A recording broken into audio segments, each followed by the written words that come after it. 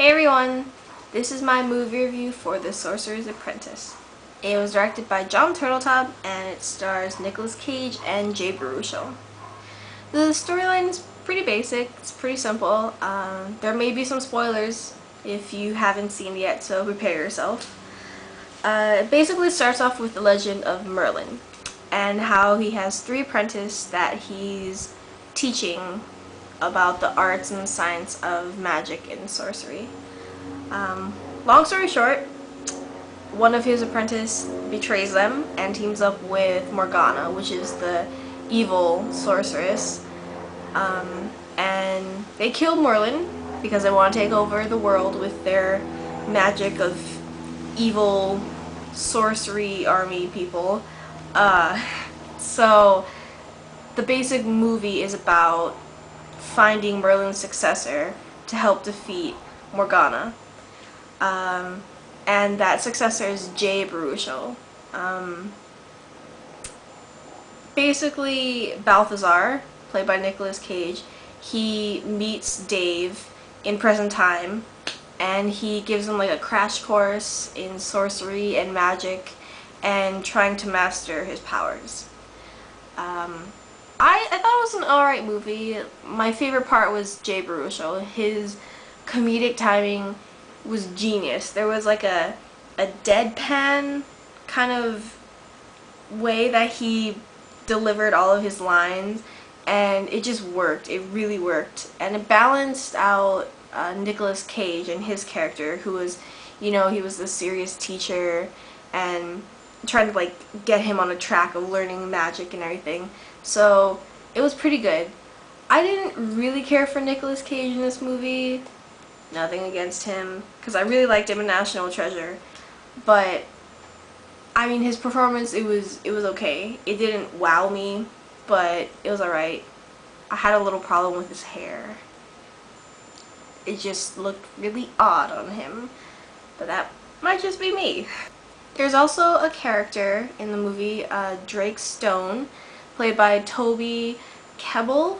I think I'm saying his name wrong. I'm sorry. But he was kind of like a minion of Horvath, who is the backstabbing apprentice guy, played by Alfred Molina. So Drake Stone, he does magic. That's his job. Like, he's a magician. And it was very obvious that they were making fun of Chris Angel mixed in with a little Billy Idol, it seemed, and I thought that was hysterical. Obviously, I was the only one in the theater that thought it was funny because I laughed every time he was on screen. So I guess that's just me. So in this movie, because it's a Disney movie, of course we're gonna have the love interest romantic thing going on. And there's actually a scene where it's the whole damsel in distress and the hero has to give up whatever token the bad guy wants to save the girl. And I thought that was so cheesy and so cliche, but very fitting for Disney. So I guess it worked out. I just thought it was obnoxious, but that's because I like strong female characters. Yeah, it was a little cheesy, very cliche. It happens. I also did not like the ending. Here is a spoiler, obvious spoiler. I would have liked it if Balthazar died. If Nick Cage died, I would have liked the movie 10 times better. Because it's a Disney movie, of course they're gonna let all the protagonists, live. But the one line that was so over the top for me was Dave said something like, if Morgana's powers can stop his heart, then maybe mine can start it again, or something cheesy and corny to that effect. And I would have liked it personally if he died. It would have been an honorable death, but I think he should have died. So the big talk about The Sorcerer's Apprentice was that it was based off of Fantasia, which is very, very true. And actually, Fantasia, it was based off of an English poem written in 1797 by the same name, The Sorcerer's Apprentice. And the poem is basically about a sorcerer who leaves his workshop and he gives his apprentice chores to do. The apprentice gets tired of doing everything by hand, so he enchants his broom to do all the work for him. But then things get out of hand and he can't stop the magic, so then it just goes crazy from then on.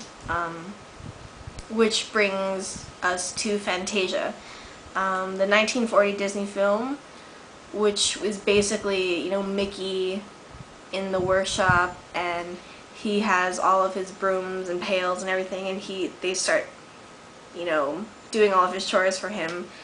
And there was actually the Fantasia scene in this movie, and the entire theater, when I went to go see it, all started laughing. We all reacted to it. And they even had the same music playing in the background. So it was a nice little, like a little tip of the hat to Disney.